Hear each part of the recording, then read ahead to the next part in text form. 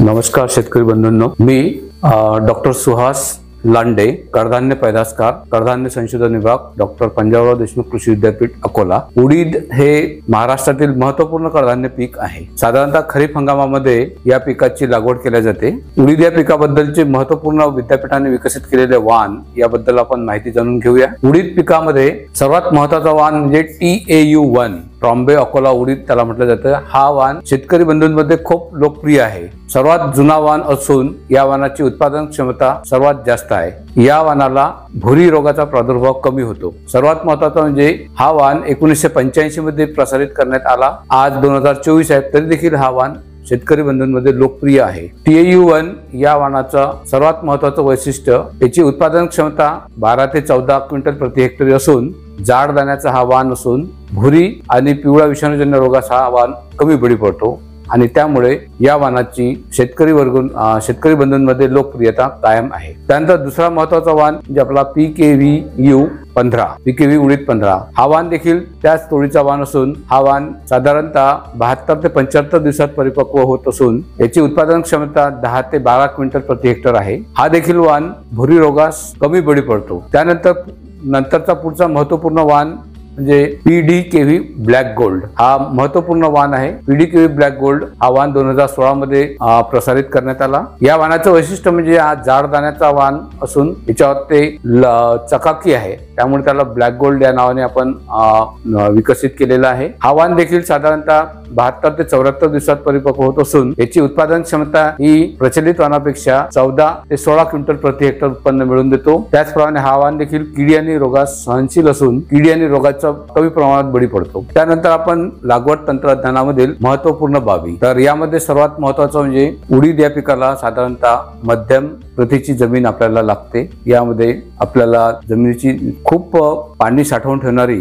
जमीन या पिकास नको, योग्य निचरा होणारी मध्यम प्रतीची जमीन उडीद या पिकाकरता आपण निवडून घ्यायची आहे। जमिनीची निवड झाल्यानंतर आपल्याला नंतर आहे ती पूर्व मशागत, याच्यात साधारणतः आपल्याला एक खोल नांगरटी करायची आहे। खोल नांगरटी झाल्यानंतर त्याला उताराच्या विरुद्ध दिशेने उभी आणि आडवी वखरणी करून आपलं जे शेत आहे हे पेरणी करता योग्य ठेवायचं आहे। तर साधारणतः आपल्याला 10 ते 12 किलो प्रति हेक्टरी याप्रमाणे आपल्याला बियाण्याचं प्रमाण आपल्याला ठेवायचं आहे। पेरणीची योग्य वेळ, तर याच्यात साधारणतः मान्सूनचा पाऊस आल्यानंतर एक 75 ते 100 mm पाऊस झाल्यानंतरच शेतकरी बंधूंनी पेरणीची तयारी करायची आहे। जून महिन्याच्या शेवटच्या आठवड्यापर्यंत आपण उडीदाचं पीक आपण घेऊ शकतो। तर या 75 ते 100 mm पाऊस झाल्यानंतर आपण उडीद या पिकाची पेरणी करू शकतो। पेरणीपूर्वी आपल्याला बीज प्रक्रिया करणे गरजेचे आहे। तर याकरता सुरुवातीला उडीद या पिकाला ट्रायकोडर्मा या जैविक बुरशीनाशकाची बीज प्रक्रिया करायची आहे। त्याला साधारणतः 5 ग्रॅम प्रति किलो याप्रमाणे आपल्याला बीज प्रक्रिया करायची आहे। त्यानंतर कडधान्य पिकांना आपल्याला रायझोबियम आणि PSB ज्याला फॉस्फेट सोल्युबलायझिंग बॅक्टेरिया म्हटलं जाते या जीवाणू संवर्धनाची बीज प्रक्रिया करणे देखील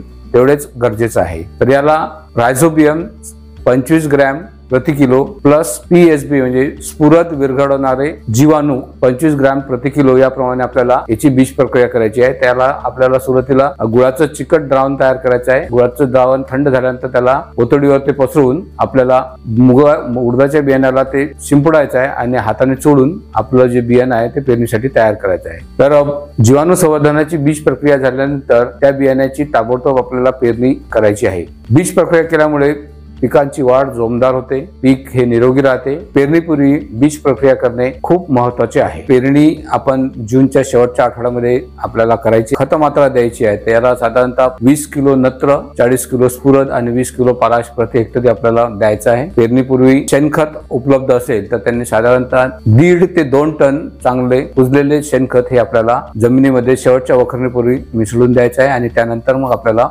पेरणी करायची आहे। पेरणीनंतर आपल्याला सर्वात महत्त्वाचा जो भाग आहे उगवण शक्ती आल्यानंतर आपल्याला पिकाची काळजी घ्यायची आहे। यामध्ये पेरणीच्या नंतर महत्त्वाचं म्हणजे आपल्याला आंतर मशागत हा सर्वात महत्त्वाचा मुद्दा आहे। याच्यामध्ये आपलं पीक जे आहे ते तणमुक्त ठेवायचं आहे। पीक तणमुक्त ठेवल्यामुळे आपल्याला जो त्याच्यावर येणारा किडी आणि रोगाचा प्रादुर्भाव हा देखील कमी होतो। त्या आवश्यकतेनुसार आपल्याला निंदणी आणि डवरणी करून आपलं उडदाचं पीक जे आहे आपल्याला तणमुक्त ठेवावे. त्यानंतर आपल्याला याच्यामध्ये महत्वाचा जो मुद्दा आहे तो खरीप उडीद या पिकाला साधारणतः ओलिताची आवश्यकता गरज पडत नाही, परंतु जर मान्सूनचा पाऊस जर खंड पडला त्याला एक संरक्षणात्मक जर ओलीत केले तर निश्चितच त्याला आपल्या उत्पादनामध्ये याचा फायदा मिळू शकतो. तर या सर्व बाबीचा जर आपण अवलंब केला असता आपल्याला याच्यामध्ये येणारं जे अपेक्षित उत्पादन आहे हे आपल्याला कमीत कमी आपल्याला 12 ते 14 क्विंटल प्रति हेक्टर उत्पादन आपल्याला उडीद या पिकापासून मिळू शकते. तर शेतकरी बंधूंना इथे योग्य सुधारित लागवड तंत्रज्ञानाचा अवलंब केला आणि जे विद्यापीठाने शिफारशीत केलेले वाण जर आपण इथे